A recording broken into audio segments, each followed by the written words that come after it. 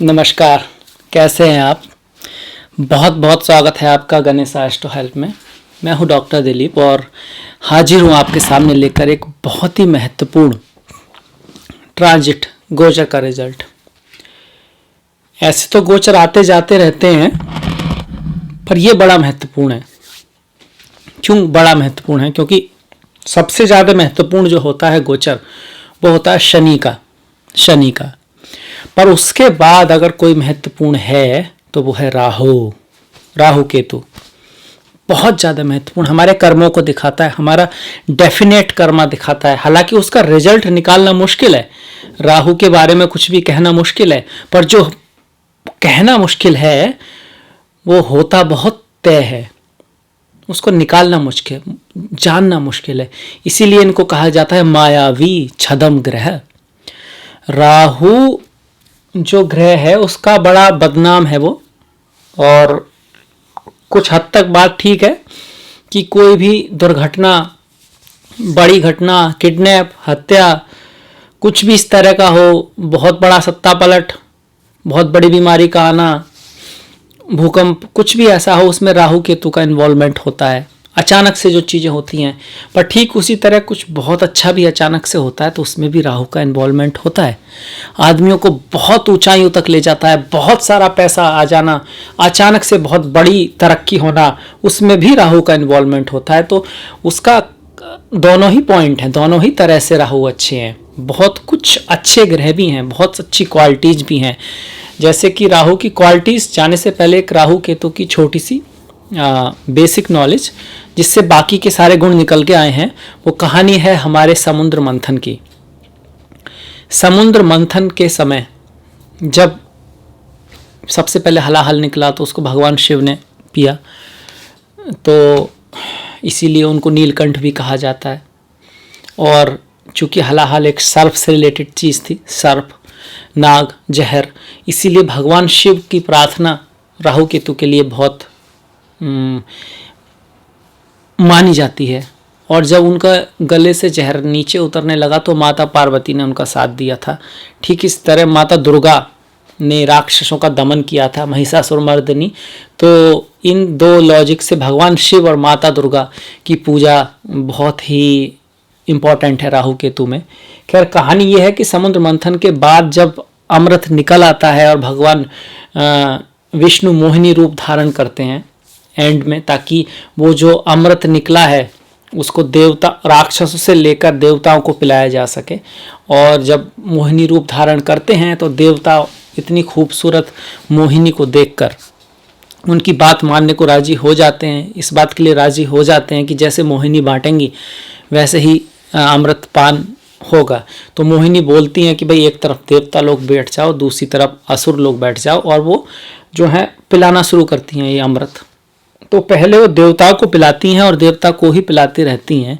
तो वहीं राक्षसों में बैठा हुआ स्वरभानु सोच रहा होता है कि अगर ऐसे ही बैठे रह गए तो कहीं बैठे ही ना रह जाएं, कहीं ये अमृत समाप्त ही ना हो जाए, और कहीं ऐसा ना हो कि ये मोहिनी इन सबको पिला दे और हम ऐसे ही रह जाएं।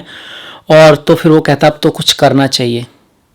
तो यहाँ से दो बातें निकल के आती हैं। एक तो उसने लॉ का पालन नहीं किया, जो उससे कहा गया था कि मैं पिलाऊंगी, आप बैठिए, आप धैर्य रखिए, तो उसने धैर्य का पालन नहीं किया। पर वहीं दूसरी ओर तो उसका दिमाग चला, वो बैठा नहीं रहा, उसने एक फेस बदला, छदम भेष धारण किया, जो नहीं था वो बन गया, देवता बन गया। और इतनी क्वालिटी से किया कि कोई भी देव उसको पहचान नहीं पाया, जब तक कि पहचाना देर हो चुकी थी। मतलब उसने अपने कार्य में सफलता प्राप्त की। धोखा देकर कहिए, षड्यंत्र से कहिए, या चालाकी कहिए, या डिप्लोमेसी कहिए, कुछ भी हो, उसने अमृत पी लिया, बाकी के सब रह गए। तो यहाँ से फिर उसका जब वध हुआ तो वो अचानक से हुआ, क्योंकि उसको उम्मीद नहीं थी। और सूर्य और चंद्रमा ने देख लिया और उन्होंने जब बताया तो भगवान विष्णु मोहिनी से विष्णु रूप में आए और सुदर्शन चक्र से उनका स्वरभानु का धड़ अलग कर दिया। पर इससे पहले वो अमृत पी चुके थे, वो देवता बन चुके थे। और राहु की पूजा होती है। राहु को 9 देवों में, उसका कह सकते हैं 9 ग्रहों में उसका स्थान प्राप्त किया। तो इस कहानी से पता लगता है कि राहु एक तो बहुत ही हिम्मत देते हैं, साहस देते हैं, दिमाग को तेज करते हैं, खतरों का खिलाड़ी बनाते हैं। क्योंकि क्या खतरे की बात तो थी ही है कि अगर कोई पहचान ले, जान जाए तो अमृत पीने से पहले भी मारे जा सकते थे, या बहुत रिस्क था, तो रिस्क टेकर बनाते हैं। किसी काम को किसी भी हद तक गुजर के अकम्प्लिश करने की क्षमता देते हैं। मतलब कि समुद्र में कूद जाना मोतियों के लिए सिखाते हैं, एक तरह से कह सकते हैं राहु। यहाँ से उनकी डिप्लोमेसी का भी पता लगता है, किस तरह से उन्होंने रूप बदला, धारण किया, और बैठ के जाकर देवताओं में किसी को कानों कान खबर नहीं लगी। और यहाँ से ये भी पता चलता है कि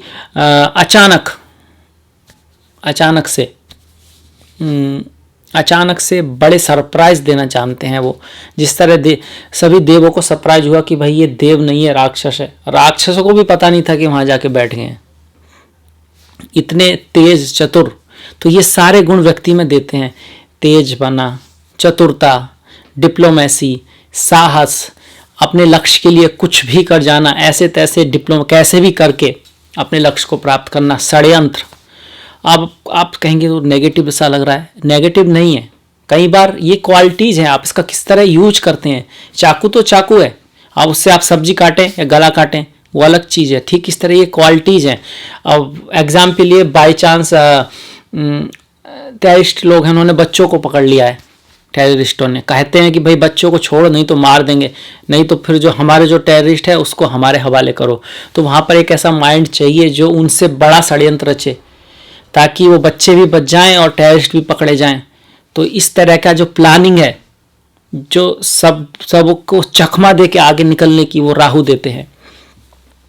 तो राहु भौतिकवादी हैं, मतलब कि जमीन की जो सुख है, इंद्रियों के जो सुख हैं उसको पाना चाहते हैं।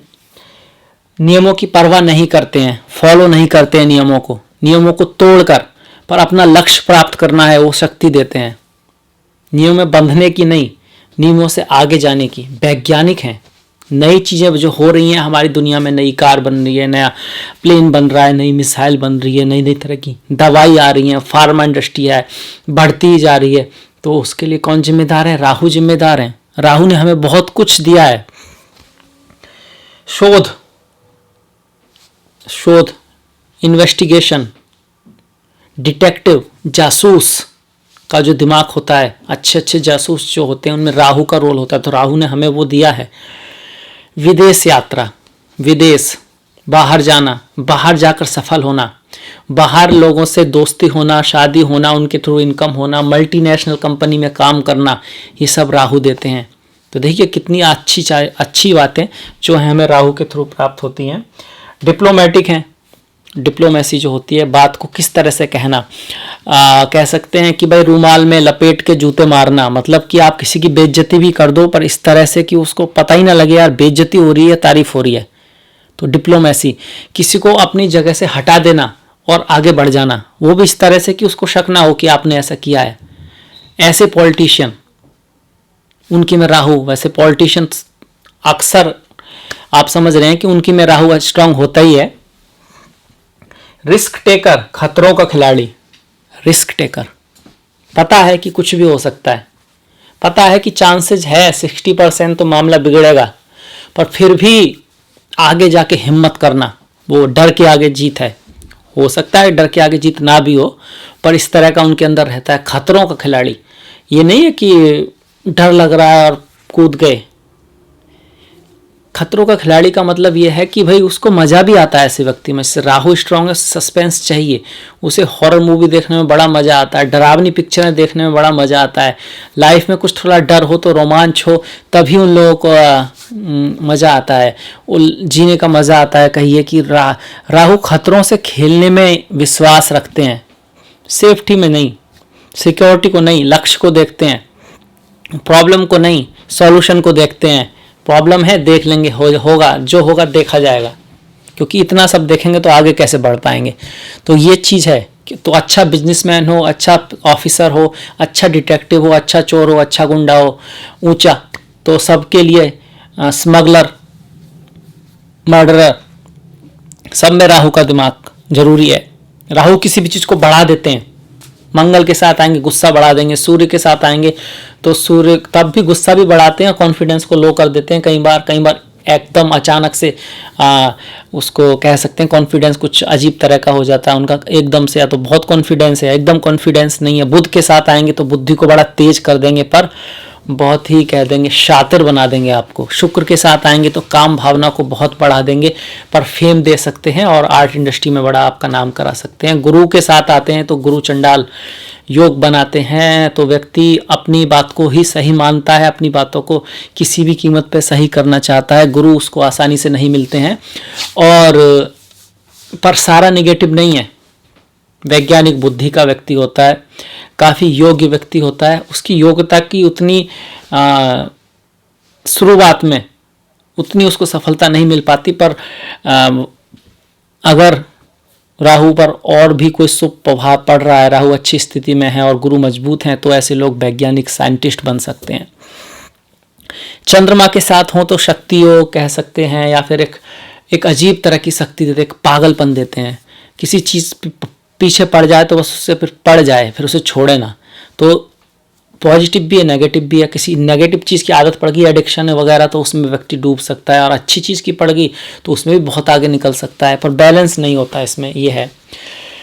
तो इस तरह का है हमारे राहु। अब बात करते हैं आपके लिए। आपके लिए मुबारक हो, मुबारक हो, मुबारक हो, क्योंकि आपकी जो 7.5 जा रही थी, आपने सुना होगा सब 7.5 आती है तो बहुत कुछ ले लेती है जीवन में, खुशियाँ ले लेती है, पद ले लेती है, कई बार प्रतिष्ठा चली जाती है व्यक्ति की, काफ़ी कुछ चीज़ें बिगड़ जाती हैं, नौकरी चली जाती है, बिजनेस वगैरह में भी ऐसा कुछ हो सकता है। हमेशा नहीं होता है। होता कब है? जब शनि आपकी कुंडली में अच्छे नहीं हो, आपकी बेकार दशा महादशा चल रही हो और अष्टक वर्गा में शनि के पॉइंट वहाँ पर अच्छे ना हो, तब ऐसा होता है। ऐसा नहीं कि हर आदमी के में होता है, पर बहुतों के साथ होता है।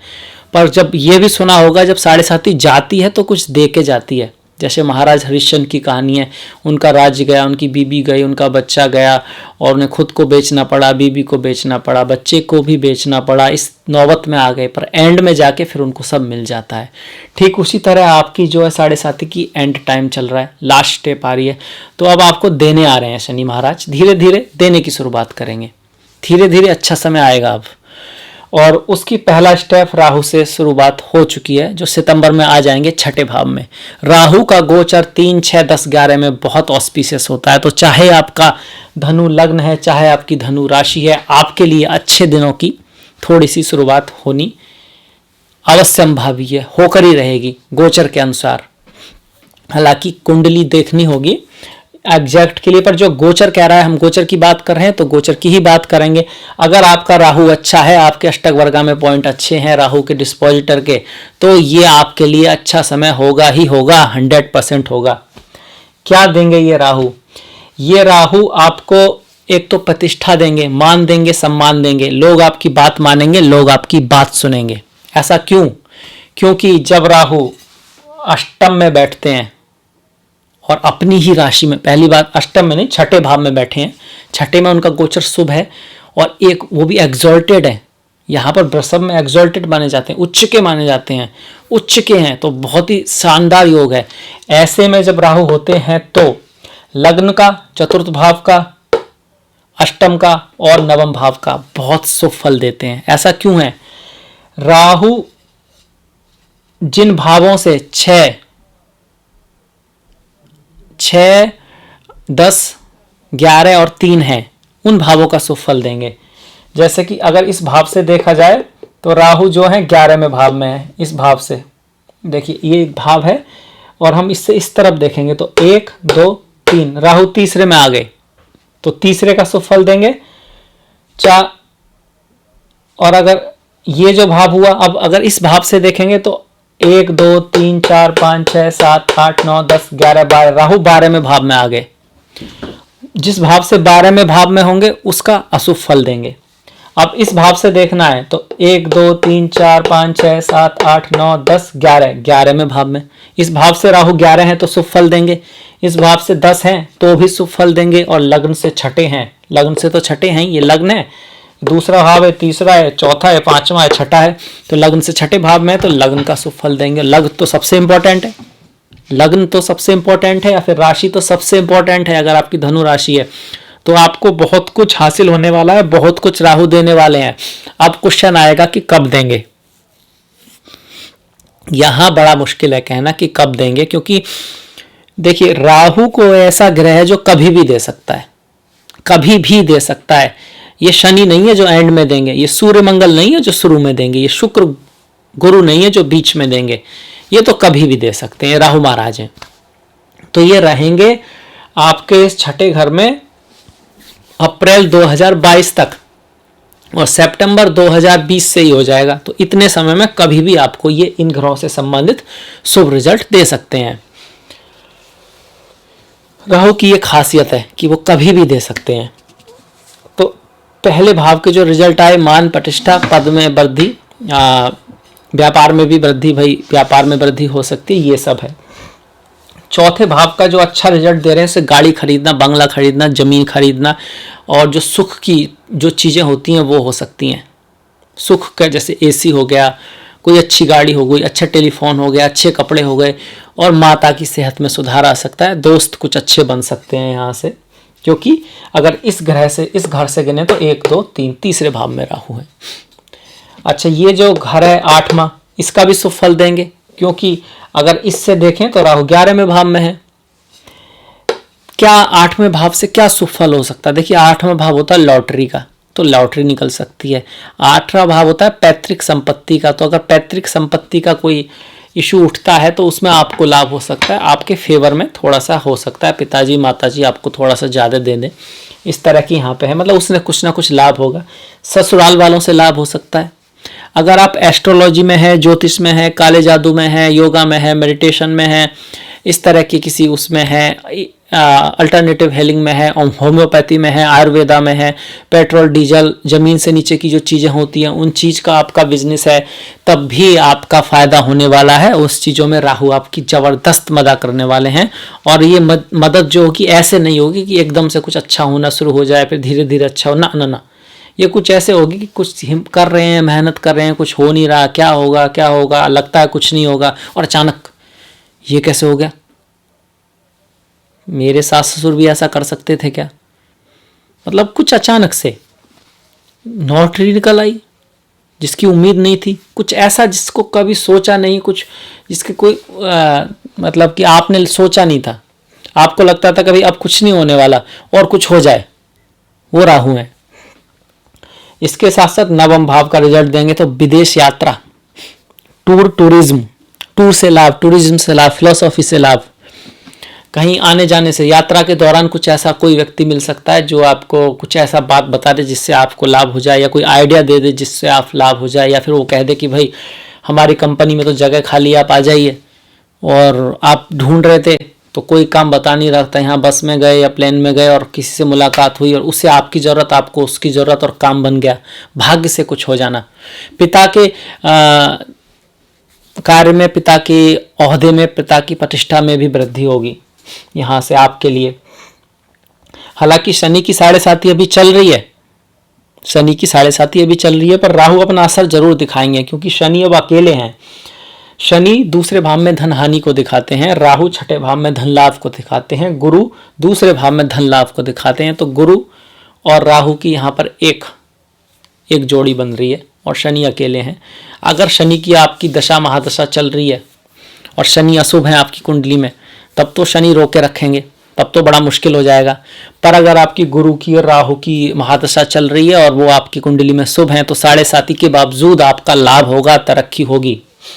घर खरीद सकते हैं, गाड़ी खरीद सकते हैं, बंगला खरीद सकते हैं, लॉटरी निकल सकती है, सास ससुर के थ्रू कुछ हो सकता है, पेट्रोल डीजल इन सब का काम में आपको तरक्की हो सकती है। ज्योतिष एस्ट्रोलॉजी इस सब में है तो उसमें भी आप ऊपर जा सकते हैं। भाग्यवश आपको डिग्री मिल सकती है, कोई उच्च शिक्षा PhD वगैरह आप कंप्लीट कर सकते हैं, बाहर जा सकते हैं विदेशों में, पिता को कुछ बहुत अच्छा हो सकता है। और स्वास्थ्य में सुधार आएगा, स्वास्थ्य में सुधार आएगा, लोग आपके सुनेंगे, आपका ऑरा मजबूत होगा। कोई इलेक्शन वगैरह आप लड़ रहे हैं तो उसमें भी आपकी विजय हो सकती है, बिजनेस में भी सही रहेगा, सब कुछ अच्छा रहेगा। 2 चीज़ों को छोड़कर 2 चीज़ ध्यान रखनी है। एक, रिलेशनशिप, बिजनेस तो बढ़ सकता है पर रिलेशनशिप, क्लाइंट के साथ, पत्नी के साथ, खास करके पत्नी के साथ रिलेशनशिप को ध्यान रखना, उसमें थोड़ा सा, क्योंकि सप्तम स्थान से 12वें भाव में है, वो थोड़ा सा सेंसिटिव है, रिलेशनशिप का ध्यान रखना है। दूसरा, बड़े भाई से रिलेशन में थोड़ा सा प्रॉब्लम आ सकता है, या फिर लाभ, मतलब कि लाभ ज़्यादा नहीं होगा, लिक्विड मनी, पैसे, अब जो पैसे आएंगे, अगर आप घर खरीद देंगे तो लिक्विड मनी तो खत्म हो जाएगी, क्योंकि गाड़ी बंगला घर इन सब को खरीदने का योग बना हुआ है, तो हो सकता है आप उसमें पैसे लगा दें, या फिर आपके जो सोर्स की जो इनकम है वो बंद हो जाए, एक आध कोई नई बन जाए पर पुरानी सोर्स का इनकम बंद हो जाए, इस तरह का हो सकता है, क्योंकि 11वें भाव से संबंधित अशुभ फल दे रहे हैं। फ्रेंड्स, जो आपके पुराने फ्रेंड्स हैं, हो सकता है किसी से अनबन हो जाए थोड़ा बहुत, या फिर किसी कारण से उन्हें आपसे दूर जाना पड़े या आपको उनसे दूर जाना पड़े, तो इस तरह की संभावना है। तो ओवरऑल आपके लिए अच्छा है, तो आपको किसी रेमेडी की ज़रूरत नहीं है। शनि की रेमेडी आप कर ही रहे होंगे, वो आपको करते ही रहना है। उसकी रेमेडी वो हनुमान चालीसा, बजरंग बाण, भोलेनाथ की पूजा, माता काली की पूजा, इनमें से जो भी आपके प्रिय हैं उनकी पूजा। इसके अलावा आपने गरीब जो लोग हैं, अंधे लोग, लंगड़े लोग, लूले लोग, गरीब लोग, उन सबको उनका ध्यान रखना, उनके लिए कुछ हेल्प कर देना। जरूरी नहीं है कि काला कंबल ही दें, पर सबसे महत्वपूर्ण है उनके प्रति अच्छी भावना, उनकी हेल्प करना। बाकी काला कंबल, काला जूता, छाता, ये सब दान बताया जाता है शनि के लिए, वो कर ही सकते हैं। काली चींटियों को जो आटा डालना, ये सब बताते हैं, तो वो आप कर ही रहे होंगे। वॉक करना, सरसों के तेल की मालिश करना, ये सब चीज़ें बताई जाती हैं। और कोई बहुत बड़ा दान जो बोलते हैं वो कुंडली देखकर ही करना चाहिए, पर मंत्र वगैरह आप कर सकते हैं। जैसे शनि का मंत्र है ओम प्राम प्रीम प्रोम सह शनये नमः, या फिर शनिश्चराय नमः, ये आप कर सकते हैं। और ये जरूरी नहीं है आप सारा करें, आप चाहें तो सिर्फ हनुमान जी की पूजा करें और ये सब करें थोड़ा सा। ये शनि के लिए, क्योंकि आपकी 7.5 चल रही है। राहु, हालांकि राहु शुभ है, पर अगर आपकी कुंडली में अशुभ हैं, और या फिर जहाँ से राहु जा रहे हैं वहाँ उनके शत्रु बैठे हैं, सूर्य चंद्र बैठे हैं, तो उस केस में माता दुर्गा की पूजा, ओम दुम दुर्गाय नमः, सबसे बेस्ट है। राहु के लिए माता दुर्गा की पूजा सबसे बेस्ट है। और शिव जी का मैंने बताया था, जो हलाहल वाली जो कहानी है, उससे शिव जी की पूजा भी बहुत अच्छी है। बाकी लोग जो हैं राहु के लिए ये नारियल का वगैरह करते हैं, नारियल का दान करते हैं, वो सबसे फेमस है। कच्चे कोयले का दान करते हैं कभी कभार, अगर बहुत ज़्यादा प्रॉब्लम हो तब। तो ये थोड़ी सी रेमेडी है। ये जो रेमेडीज़ हैं वो सब मतलब कि चेक करी हुई हैं लोगों की, काफ़ी समय से चली आ रही हैं, और इनसे काफ़ी लाभ भी होता है। पर एक बात मैं आपसे कहना चाहता हूँ कि रेमेडी जो है वो अपनी जगह है, कर्म ज़्यादा महत्वपूर्ण है। जैसे राहु के केस में राहु दिखाते हैं फॉरेनर को, विदेशी लोग दिखाते हैं जो आपसे विजाती हैं, आपसे अलग हैं।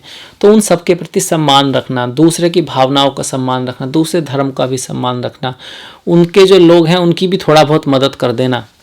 उनका जो प्रीस्ट है, जैसे अगर आप हिंदू हैं और मौलाना जी हैं या फिर कोई पादरी हैं, उनको कुछ दे देना, उनकी कुछ हेल्प कर देना, उससे भी राहु बड़े खुश होते हैं। अच्छा, राहु के दृष्टि के बारे में तो हमने देखा ही नहीं भाई। दृष्टियाँ देखिए, राहु की 5वीं, 7वीं और 9वीं दृष्टि होती है। तो यहाँ से 5वीं दृष्टि आपके 10म भाव पर पड़ेगी।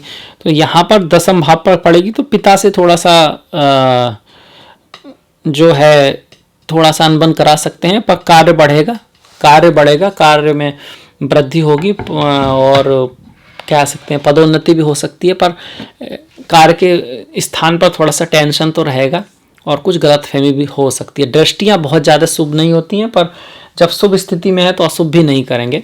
सप्तम जो है 12वें भाव पर आ रही है, तो खर्चा आ सकता है कोई अचानक से, विदेश यात्रा हो सकती है, और शराब एडिक्शन वगैरह इन सब से बच के रहना है। यहाँ से जो दूसरे भाव पर है तो वो फिर से वही बात आती है, शराब, मांस, मीट, इन सब की तरफ राहु ले जा सकते हैं, जो कि तामसिक भोजन है, जिससे राहु नेगेटिव होते हैं, तो उससे बच के रहना है। घर परिवार में बना के रखना है। ये जो भाव है, धन का भाव है, ये जो भाव है ये परिवार का भाव है, ये जो भाव है वाणी का भाव है। तो परिवार में मधुरता बनाए रखना है, अपने गुरुओं का आदर करते रहना है, क्योंकि गुरु पर दृष्टि आ रही है।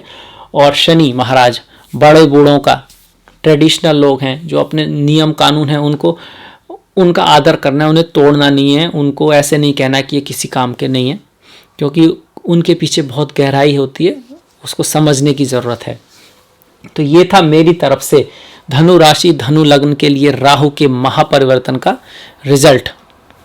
अच्छा, इस रिजल्ट में ये भी याद रखिएगा कि राहु 3 नक्षत्र में रहेंगे सितंबर से लेकर जनवरी तक, मतलब सितंबर 2020 से लेकर जनवरी 2021 तक मृगशिरा में रहेंगे। जनवरी के बाद से लेके मतलब जनवरी 2021 से सितंबर 2021 तक रोहिणी नक्षत्र चंद्रमा के नक्षत्र में रहेंगे और सितंबर 2021 से अप्रैल 2022 तक कृतिका सूर्य के नक्षत्र में रहेंगे। तो एक तरह से कह सकते हैं कि इस सितंबर से लेके जनवरी तक वो जहाँ मंगल जिन राशियों के स्वामी हैं, जैसे कि 5वां और 8वां, इसका कुछ रिजल्ट देंगे।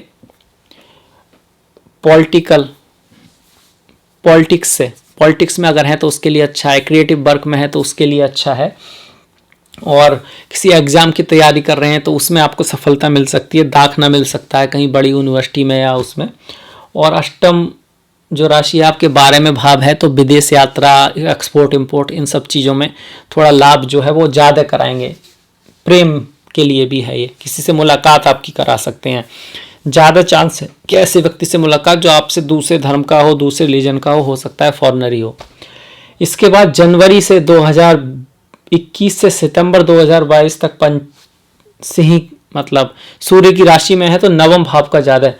हायर एजुकेशन, दूर की यात्रा, धर्म की किसी उस पर जाना, तीर्थ यात्रा पर जाना, भाग्यवश किसी कार्य का बन जाना और किसी बड़े लोगों से मुलाकात और उनके थ्रू फिर आपके जॉब या कह सकते हैं कोई लाभ होना, ये रहेगा ज़्यादा जनवरी 2021 से सितंबर 2021 तक।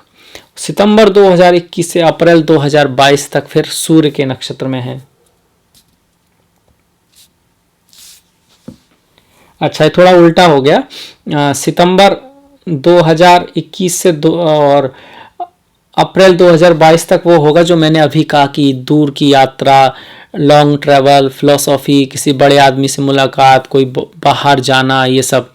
और इस बीच में जो था जनवरी 2021 से सितंबर 2021 तक चंद्रमा के रोहिणी नक्षत्र में है, रोहिणी नक्षत्र अष्टम में है, तो अचानक से कोई लाभ, लॉटरी लग जाना, जो लोग रिसर्च में हैं, जो लोग अकल्ट, एस्ट्रोलॉजी, मिस्ट्री, इस तरह के टैरो उस फील्ड में, उनको लाभ, अल्टरनेटिव हीलिंग, होम्योपैथी, इस तरह में, तो उनको ज़्यादा लाभ होगा इस समय में।